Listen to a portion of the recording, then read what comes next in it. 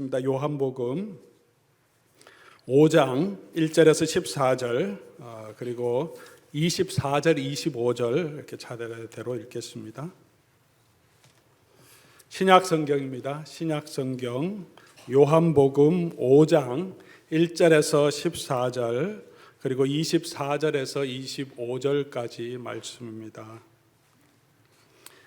제가 가지고 있는 성경은 147페이지 신약성경 그렇게 나와 있습니다. 참고하시기 바랍니다. 하나님 말씀 제가 받들어 읽겠습니다. 그 후에 유대인의 명절이 되어 예수께서 예루살렘에 올라가시니라. 예루살렘에 있는 양문 곁에 히브리 말로 베데스다라 하는 못이 있는데 거기 행각 5이 있고 그 안에 많은 병자, 맹인, 다리 저는 사람, 혈기 마른 사람들이 누워 물의 움직임을 기다리니 이는 천사가 가끔 못에 내려와 물을 움직이게 하는데 움직인 후에 먼저 들어가는 자는 어떤 병에 걸렸든지 낫게 되미러라. 거기 38해 된 병자가 있더라. 예수께서 그 누운 것을 보시고 병이 벌써 오랜 줄 아시고 이르시되 내가 낫고자 하느냐. 병자가 대답하되 주여 물이 움직일 때 나를 못에 넣어주는 사람이 없어 내가 가는 동안에 다른 사람이 먼저 내려가나이다. 예수께서 이르시되 일어나 내 자리를 들고 걸어가라 하시니 그 사람이 곧 나아서 자리를 들고 걸어가니라. 이날은 안식일이니 유대인들이 병 나은 사람에게 이르되 안식일인데 내가 자리를 들고 가는 것이 옳지 아니하니라. 대답하되 나를 낫게 한 그가 자리를 들고 걸어가라 하더라 하니 그들이 묻되 너에게 자리를 들고 걸어가라 한 사람이 누구냐 하되 고침을 받은 사람은 그가 누구인지 알지 못하니 이는 거기 사람이 많으므로 예수께서 이미 피하셨음이라. 그 후에 예수께서 성전에서 그 사람을 만나 이르시되 보라 내가 나았으니 더 심한 것이 생기지 않게 다시는 죄를 범하지 말라 하시니 24절 25절입니다. 내가 진실로 진실로 너희에게 이르노니 내 말을 듣고 또 나 보내신 이를 믿는 자는 영생을 얻었고 심판에 이르지 아니하나니 사망에서 생명으로 옮겼느니라. 진실로 진실로 너희에게 이르노니 죽은 자들이 하나님의 아들의 음성을 들을 때가 오나니 곧 이때라. 듣는 자는 살아나리라. 아멘. 우리 요한복음 5장 우리가 보통은 이제 38년 된 병자를 고친 사건 이렇게 기억하고 있습니다. 5장의 이 말씀은 제가 로뎀 교회에 우리 청빙을 위한 공동의회 전에 제가 초청을 받아와서 3번 말씀을 전했는데 그 첫 번째 시간에 우리가 전했던 본문 내용입니다. 그때부터 그때가 제가 기억하기에는 1월 2번째 주일이었던 것 같은데요. 지구 아마 완전 반대해서 여기까지 도착해서 2박 3일 걸려서 와서 말씀을 전개했습니다. 8년 전의 일이네. 8년 전 지금 1월이니까 늘 이 본문을 이렇게 읽을 때마다 또 오늘 본문 내용이 이 본문이라서 대할 때마다 그때의 생각이 납니다. 감회가 새로운 것도 있고요. 당시에 로뎀 장로교회는 오랫동안 계셨던 분은 아시겠고 새로 오신 분들은 잘 모르시겠지만 굉장히 힘든 시기였습니다. 2번의 청빙 과정도 무산되고 그 전에 또 여러 가지 있었던 불미스러운 일들로 인해 성도들의 마음이 많이 상처도 있었고 내홍도 있었습니다. 제대로 유지될까 하는 그런 걱정들이 사실은 주변에서도 많았고 아마 성도들 간에서도 많았을 것입니다.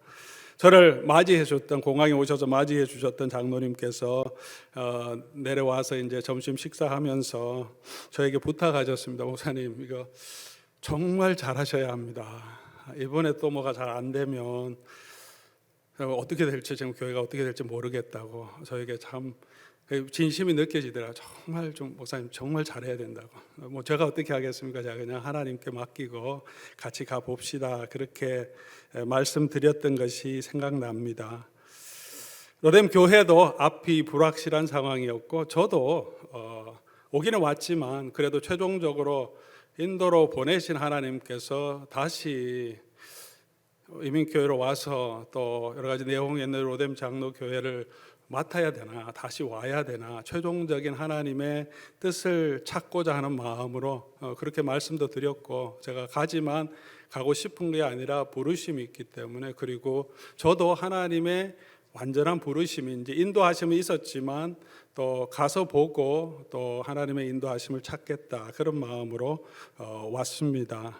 그래서 이 본문을 택했고 또 이 본문을 선포했습니다. 불확실한 삶, 또 삶의 고통과 아픔이 있습니다. 내가 원해서 있는 것이 아니라 그냥 일어난 일이고, 아마 로뎀 교회로서는 어떻게 할 수 있을지 잘 안 되고 해보려고 해도 무산된 아픔이 있었습니다.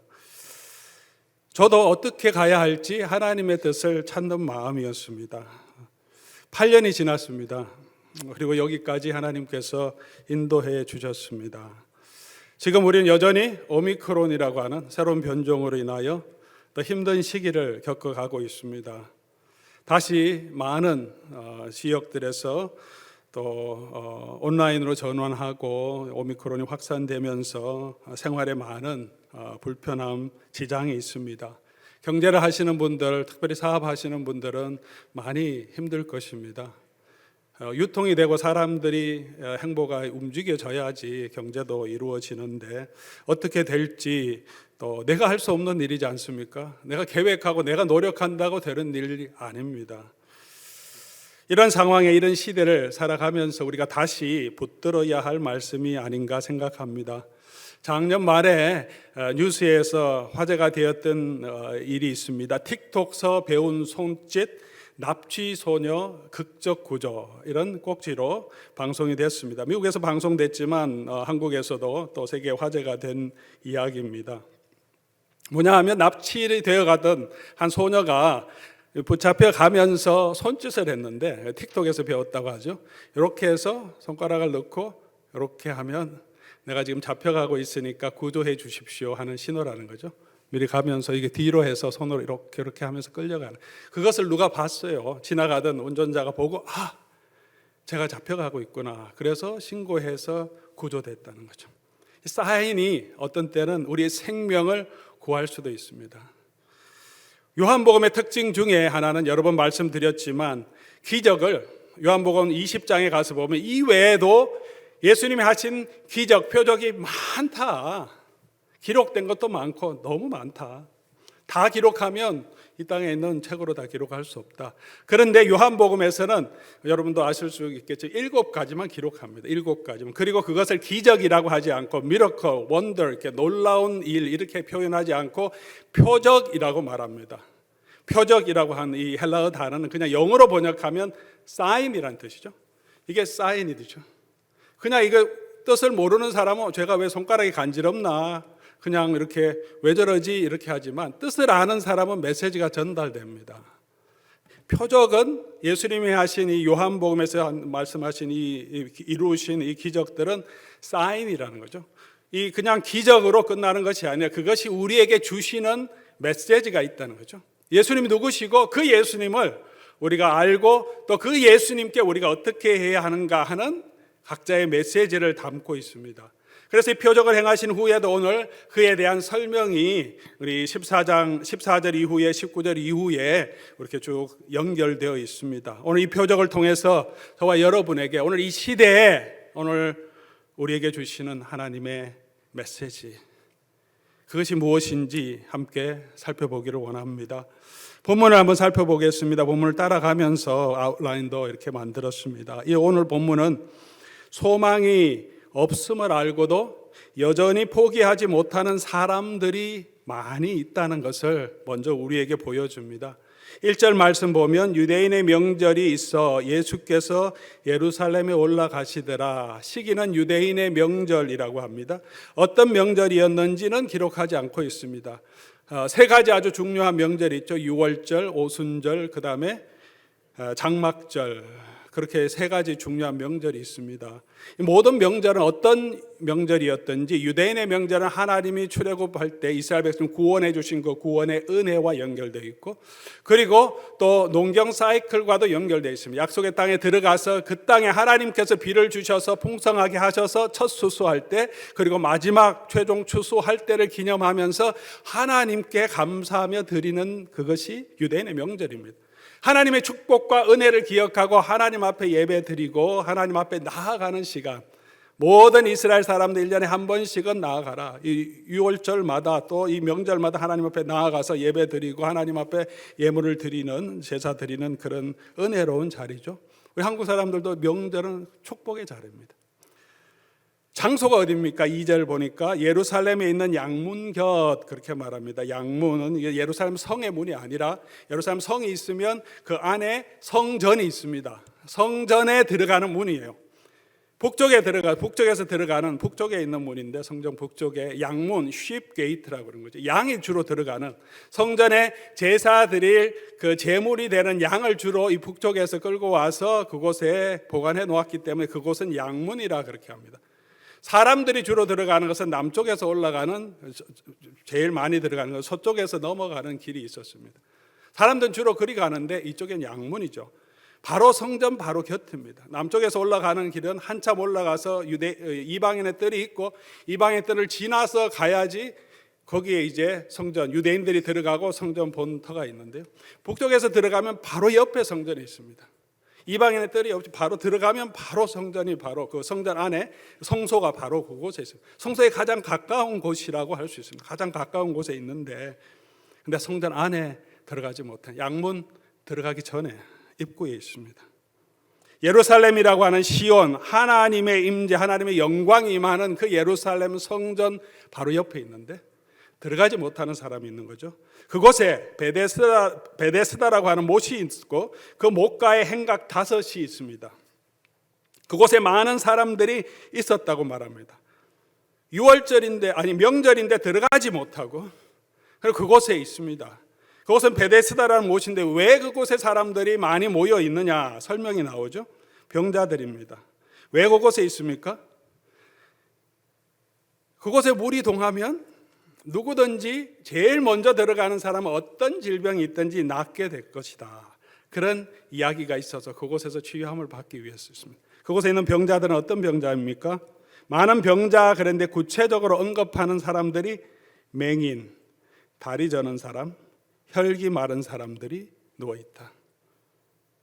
열나는 사람도 아니고 맹인, 다리 저는 사람, 혈기 마른 사람이라고 말합니다. 이런 사람들만 있었던 것은 아니지만 요한은 구체적으로 이런 종류의 병을 가지고 있는 사람들을 기록하고 있습니다. 그냥 바이러스로 인한 그런 열병이 아니고 몸이 상한 사람들이죠. 보지 못하는 사람들, 잘 걷지 못하는 사람들, 그리고 혈기 마르나 손이 말라서 손으로 일을 잘 못하는 사람들. 몸은 그대로 있는데 몸의 신체적인 부분이 상해서 제대로 기능을 하지 못하는 사람들, 이런 사람들을 말합니다. 왜 이런 사람을 구체적으로 언급하고 요한 사도는 이 기적 표적을 통해서 우리에게 보여주려고 하는 게 무엇이겠습니까? 요한복음 전체에 나타나는 신학적인 의미에서 보면 유대교, 그 당시의 유대 종교의 허울, 껍데기밖에 없는, 사람들에게 희망과 소망과 하나님의 은혜를 줄 수 없는 유대교의 실상, 그 당시의 제사 제도의 실상, 그것을 보여주는 것입니다. 성전도 서 있고 명절이고 사람들은 많이 모였고 들어가서 제사도 드리고 제사장도 있고 성전을 많이 안다고 하는 율법 학사들도 있는데 수많은 사람들이 성전에 아직 들어가지 못하고 그곳에는 걷지 못하고 보지 못하고 일하지 못하는 많은 사람들, 그것이 유대인들의 영적인 실상이라고 보여줍니다. 단순히 당시 유대인 그들의 영적인 상태만이 아니라 오늘 이 본문을 읽는 모든 사람들, 모든 인류의 영적인 자화상이 아닌가 생각합니다. 우리가 가지고 있는 딜레마라고 생각합니다. 예수님이 없는 인생의 절망적인 모습을 우리에게 보여주고 있습니다. 누구나 행복하기를 원하고 누구나 하나님의 은혜를 누리기를 원하지만 다 들어갈 수 없는 현실이 있는 것입니다. 그들은 자비의 못인 베데스다만 바라보고 있습니다. 그곳에 들어가면 모든 병을 고칠 수 있다고 생각합니다. 오늘 저와 여러분에게도 그런 바람은 없습니까? 이것만 있으면 인생이 이렇게 힘들고 어렵고 뭐 사는 것이 다 그렇지만 내게 이것만 있으면 내 삶이 조금은 행복하고 평화가 있고 기쁨이 있고 인생의 의미를 더 누릴 수 있고 행복할 것처럼 생각하는 그런 것들은 없습니까? 하나가 아니라 여러 가지가 있을 수 있고 시기적으로 바뀔 수도 있겠죠. 자녀들은 공부해서 좋은 대학만 가면, 우리 그럴 때 여러분도 다 공부하셨고, 그러면 고등학교 공부할 때 공부 잘해갖고 좋은 대학 들어가면 인생이 다 풀릴 거라고 얼마나 밤새 공부하면, 저 때까지도 학력고사 공부하느라고 도시락 2개 사가 들고 다니고 밤에 또 공부하고 또 학교 공부 끝나고 또 도서관 가고 서너 시간 자고 또 아침에 또 도시락 2개 사갖고 그렇게 좋은 대학 들어가면, 지금도 그렇게 하는 학생들이 많죠. 부모들도 그런 소망이 있죠. 아이들 좋은 대학만 가면 참 좋겠다. 대학 들어간다고 다 해결되지 않습니까? 들어가면 또 다른 소원이 있죠. 잘 졸업하고, 졸업하면 또 좋은 직장을 찾기를 원하고, 직장 찾으면 또 좋은 배우자를 만나서 결혼하고, 결혼하면 또 걱정이 생기죠. 그럼에도 계속 뭔가 있으면 우리가 만족할 것처럼 생각합니다. 집이 없으면 집만 있으면 좋겠다. 요즘 렌트가 얼마나 많이 올라갑니까? 렌트 내고 계신 분들은, 집을 자기 페이먼 하고 계신 분들은 괜찮겠지만 얼마나 힘듭니까? 쌓이는 에셋이 쌓이는 것도 아니고, 집만 하나 있어도 참 이런 시대, 인플레이션이 많은 시대에 좀 도움이 되겠다, 좀 행복하겠다. 사업이 조금만 잘 되면, 수입이 조금만 늘어나면 행복하겠다. 건강이 내가 조금만 더 있으면 다른 거 아무 필요 없다. 내가 일어나서 예배만 갈 수 있어도 좋겠다. 그런 어르신들 참 많습니다. 코로나 이후에, 코로나 때문은 아니지만 몸이 많이 상하셔서 예배에 오고 싶으신데 우리 못 오시는 분들이 참 많습니다. 예배만 갔어도 너무 좋겠다, 그렇게 말씀하시면 여러 가지 바라고 소원하는 것이 있습니다. 목회하는 저희들은 교회가 좀 잘 되면, 저 성장하면 좋겠다, 그런 마음이 있습니다. 성장하면 행복할까요? 대형교회 목사님은 행복할까요? 요즘 코로나 시대에 이제 목사님들 얘기해 보니까 교회 건물이 없는 분들, 건물만 있으면 너무 좋겠다. 모이지도 않는데 렌트를 수천 불을 내야 되니까 많이 렌트 계약을 줄였다가 또 다시 복귀하려니까 이게 환경이 이렇지 않습니까? 열었다가 또 못 오고 이러니까 자기 건물이 있으면 그냥 계속 모이고 또 닫기도 하고 모이기도 하고 자연스럽게 할 수 있는데 건물만 있어도 좋겠다.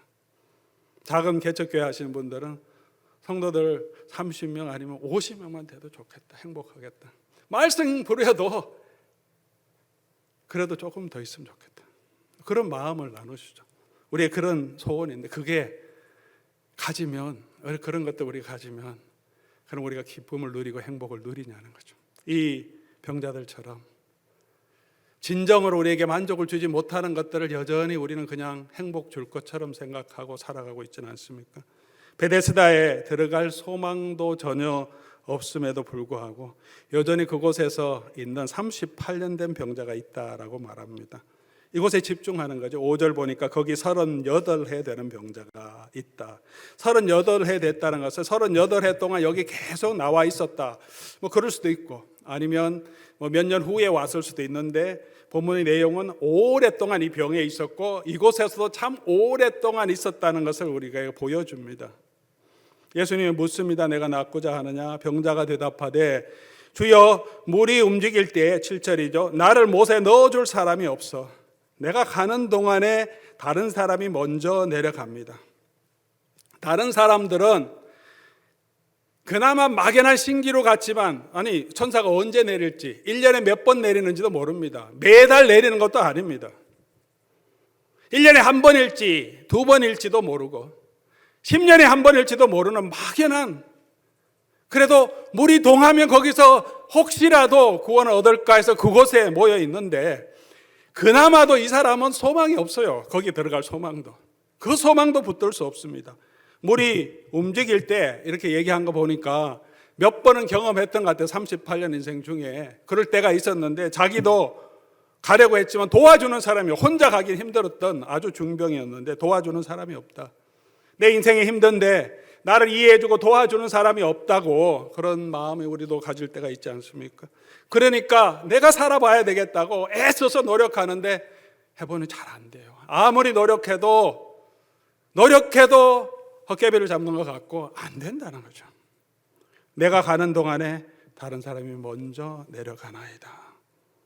오늘 이것이 이 땅을 살아가고 있는, 예수를 믿든 믿지 않든 우리 모두의 삶의 자화상이 아닐까 생각합니다. 오늘 우리의 모습은 어떻습니까? 여러분의 영적인 모습은 어떻습니까? 여러분 무엇을 바라보고 있습니까? 아마 이런 말씀을 드리면 그렇지 뭐 그런 이 땅에 있는 것이 무슨 희망일까 그렇게 생각하시겠죠. 다 알고 있는데도 우리가 놓지 못하고 그게 있으면 또 행복할 것처럼 또 일하고 또 그거 붙들고 그렇게 그냥 살아가고 있습니다. 그럼에도 이 38년 된 병자는 베데스다 연못의 물만 바라보고 있습니다. 여러분은, 저와 여러분은 어떻게 하고 계십니까? 참 소망은 예수 그리스도에 있음을 오늘 본문은 우리에게 보여줍니다. 이게 사인이죠. 38년 됐고 아무 소망이 없지만 누구에게 소망이 있느냐? 이 사람에게 이제는 소망이 있습니다. 왜? 예수님께서 오셨기 때문에. 왜? 예수님께서 요한복음 1장에 태초에 계셨던 하나님과 함께 가셨던 말씀으로 하나님과 함께 하셨던 하나님의 아들이 왜 이 땅에 오셨습니까? 자기 백성에게 오셨습니까? 빛으로, 참 빛으로 생명을 주시기 위해서 이 땅에 오셨습니다.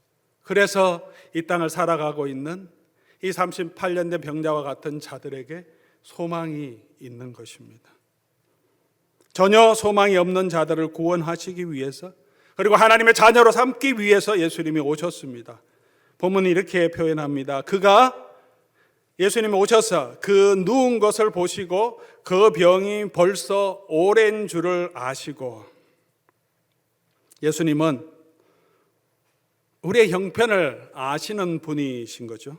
우리의 고통도, 나의 한숨도, 나의 외로움도, 내가 아무리 노력해도 안 돼서 낙심한 그 마음도, 그 수고도 다 아십니다. 누운 것을 보시고 병이 오랜 줄 아시고, 어떠한 것인지 알기 위해서 오신 것이 아니라 아시기 때문에 오신 것이죠. 아시기 때문에 오셨습니다. 그래서 이 병자를 찾아오신 것입니다.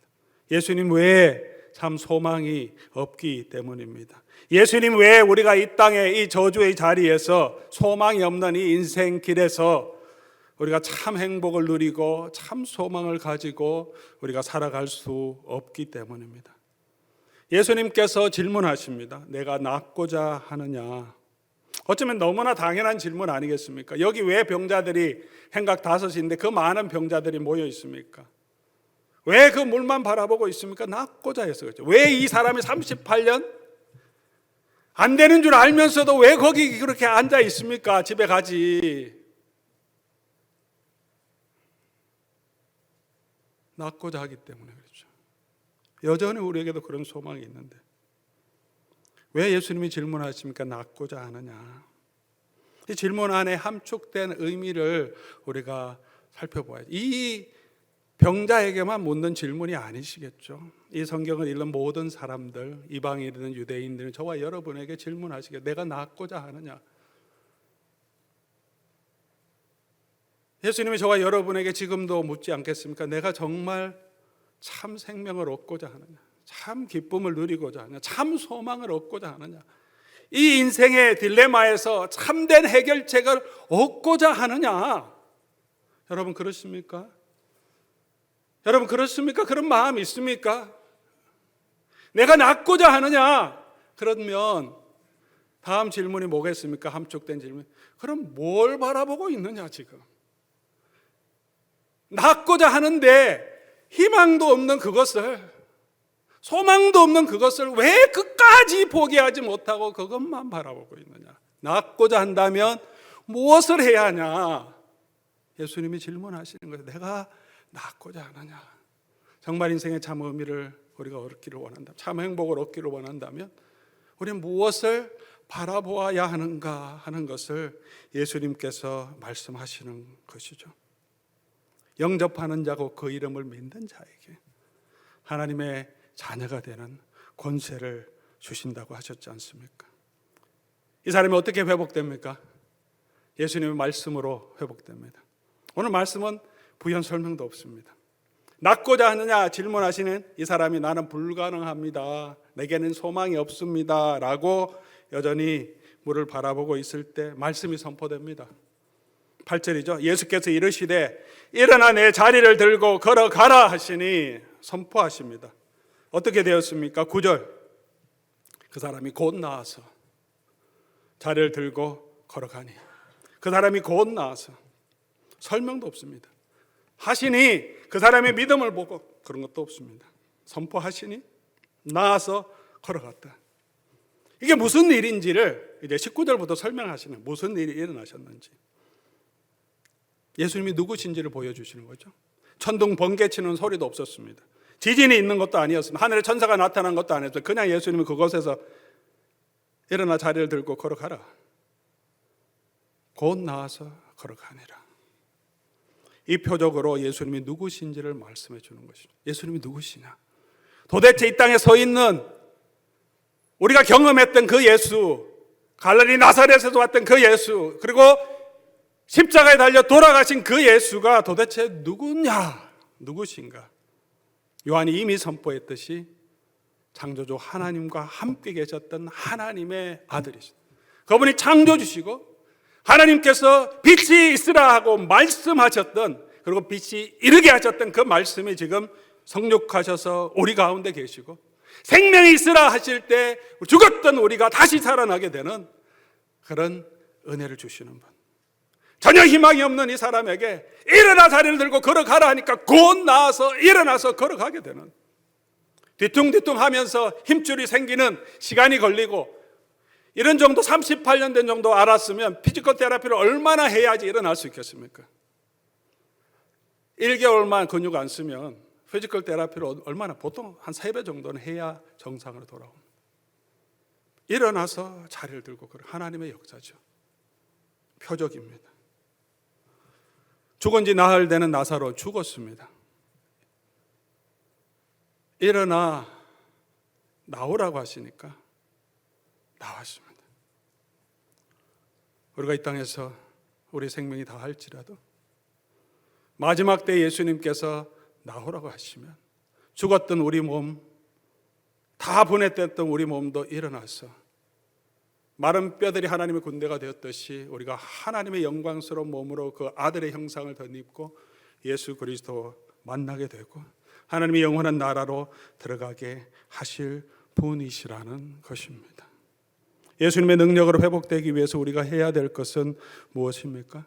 이제 그거 이제 설명이 24절, 25절. 24절을 우리 보겠습니다. 내가 진실로 진실로 너희에게 이르노니 내 말을 듣고 또 나 보내신 이를 믿는 자는 영생을 얻었고 심판에 이르지 아니하느니 사망에서 생명으로 옮겼느니라. 이 38년 된 병자가 그렇게 됐다는 거죠. 먼저 뭘 해야 합니까?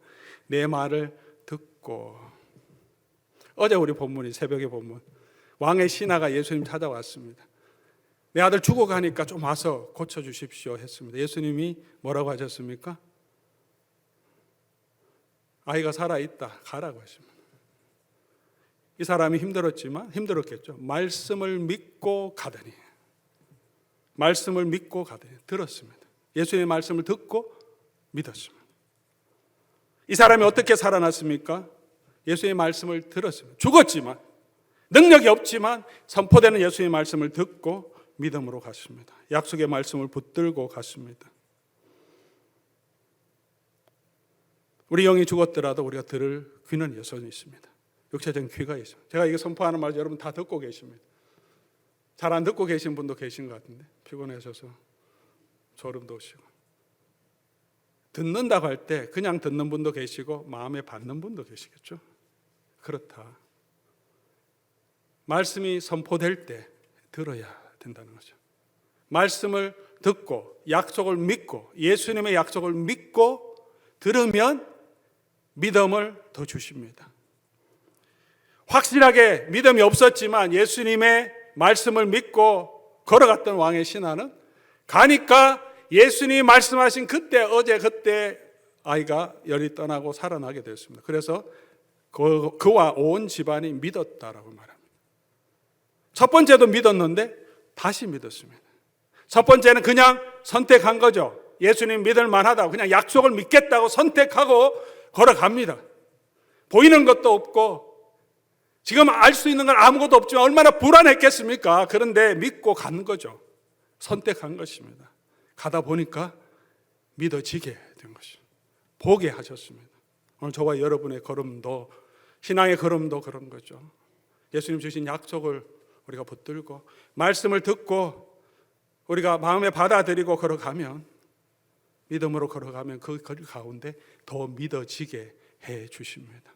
믿음으로 우리가 지식에 이른다고 하는 유명한 신학적인 이야기죠.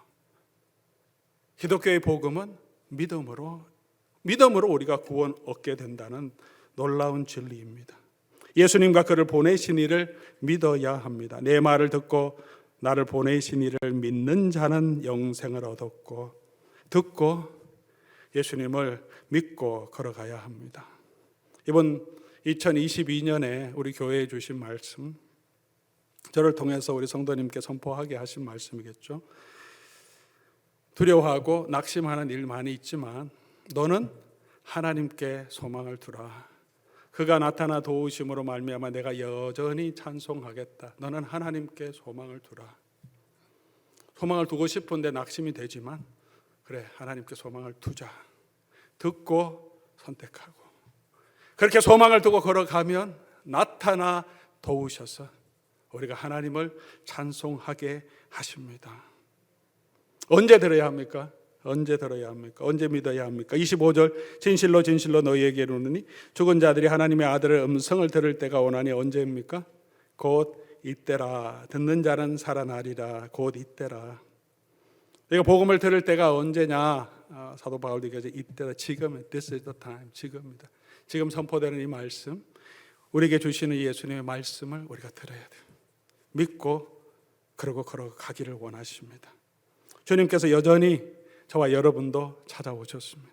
우리 형편을 아시고 우리가 얼마나 고된 삶의 현장 가운데 있는 것도 아시고 우리 아픔도 아시고 이 현실도 아시고 오미크론의 상황도 주님은 아시겠죠. 그러면서 우리에게 찾아오십니다. 할 수 없다 하는 그때, 나를 도와주는 사람은 아무도 없다라고 외로워하는 그때에도 주님이 찾아와서 말씀하십니다. 말씀을 듣고 일어나 내 자리를 들고 걸어가라.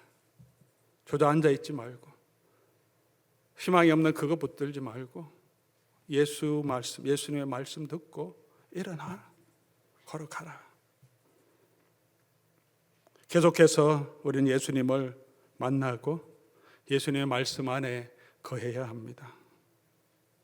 한 번으로 끝나는 것이 아닙니다. 13절 보니까 고침을 받은 사람은 그가 누구인지 알지 못하니, 다 알지 못해서 어느 정도는 알았죠. 예수님 자기를 고쳐주신 분이신 것을. 선지자인 것도 알았겠죠. 이름도 몰랐습니다. 누군지도 몰랐습니다. 14절 그 후에 예수께서 성전에서 그 사람을 만나 이르시되 보라 내가 나았으니 더 심한 것이 생기지 않게 다시는 죄를 범하지 말라 하시니, 한 번에 다 되는 것이 아니죠. 신앙은 그렇습니다. 예수님과의 교제가 그렇습니다. 너는 내 안에 내가 너 안에 함께 우리가 그리스도 안에서 걸어가는 삶이 있고 그 가운데 예수님을 만나게 됩니다. 예수님의 제자들을 부르실 때 요한복음 와보라 가서 보니 같이 있자고 하십니다. Come and see. 와서 보고 같이 유하는 것. 이 사람도 예수님을 만났지만 다시 만나게 됩니다. 성전에서 만났습니다. 변화가 있었죠. 성전 밖에 있던 사람이었습니다. 들어갈 수 없었습니다. 이제는 성전에 있습니다. 성전에서, 그토록 사모하던 그 성전에서 하나님 앞에 제사도 드릴 수 있습니다. 그곳에서 만났습니다. 그 후에 예수께서 성전에서 그 사람을 만나 우연히 만난 것이 아닙니다. 요한복음 전체에서 예수님 우연히 하신 일은 아무것도 없습니다. 성전에서 그 사람을 만나 찾아가서 만나십니다. 다시 만나고 예수님이 누구신지 말씀해 주십니다. 그리고 어떻게 살아야 할 것인지 우리에게 다시 말씀해 주십니다. 더 심한 것이 생기지 않게 다시는 죄를 범하지 말라. 계속해서 그 예수님을 바라보고 걸어가기를 원하십니다. 사랑하는 교우 여러분, 오늘 저와 여러분들 무엇을 바라고 있습니까? 무엇을 소망하고 있습니까? 나의 소망을 붙들기 위해서 예수님이 나를 도와주시기를 원하십니까? 아니면 허망한 이 소망을 내려놓고 예수님을 나의 소망으로, 예수님을 붙들고 예수님을 바라보십니까? 내가 낫고자 하느냐 질문하십니다. 여러분, 낫고자 하십니까? 진정으로 삶의 기쁨을 누리고 정말 생명력 있게 우리가 주를 찬송하며 고난 가운데 있는 이 삶이지만 우리가 기쁨으로 하나님을 섬길 수 있는 건 내 속에 예수 그리스도가 계신, 내가 예수님의 말씀 듣고 그 안에 있느냐, 예수 안에 참 소망이 있음을 오늘 이 표적은 우리에게 보여주고 있습니다. 그 안에 생명이 있고 그 생명은 어느 정도 살다가 죽는 생명이 아니라 영생하는 생명입니다. 멸망이 아니라 그곳에서는 하나님의 영광의 나라로 들어가는 생명입니다. 그런 능력, 그런 기쁨, 그런 은혜가 그리스도 안에 있습니다. 그 예수님 바라보며 우리 교우님들 우리 걸어갔으면 좋겠습니다. 예수님이 참 소망이시고 그 음성을 듣고 일어나 걸어가라 하실 때 일어나 걸어가며 우리에게 도우시는 그 하나님을 우리 같이 맛보는 그런 은혜를 누리기를 원합니다. 우리 시간 말씀 생각하시면서 한번 같이 찬송하고 우리 하나님 앞에 기도하면 좋겠습니다. 예수 안에 소망이 있네. 내 빛과 힘 나의 노래, 환난 중에 도우시는 주 나의 견고한 반석, 내가 그 사랑 안에 설겠다 하는 마음으로